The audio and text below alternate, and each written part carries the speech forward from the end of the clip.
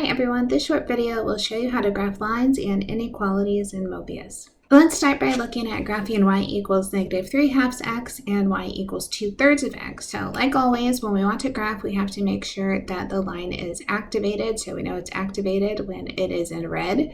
So to graph y equals -3/2 of x, I'm going to start at the origin, 0, 0, and then use the slope. So I'm going to go 1, 2, 3 down and 2 over to the right, and then I'll put a point and we can see our line.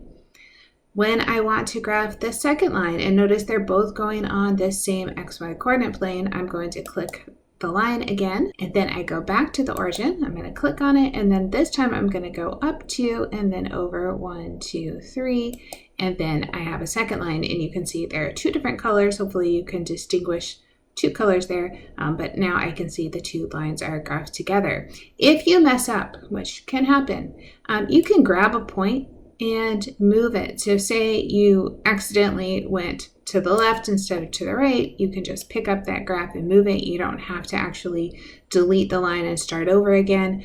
You can just move points around as you need to, and you could grab either one of them. So see, once they're on there, things can be moved, so you're not stuck to it. Once you get the line on there, you can still make adjustments as needed. The second thing I wanted to show you today was graphing a line versus graphing an inequality. We'll start with the line y equals 3x plus 2. I can see it's activated, so I go to 2. And then I use my slope, which says up 3 and over 1. On the second graph, it says y is less than or equal to 3x plus 2. So let's go back and just draw that same line. So I'm going to start at 2 and then use the slope again, up 3 over 1. Now I want to show shading. That shows my inequality. So I'm going to go to this, kind of looks like a triangle, and click on it. And I want to click the region that I want shaded. So I would like to shade underneath because it says less than. So I can click anywhere underneath and it shades in the line. So now I have my inequality.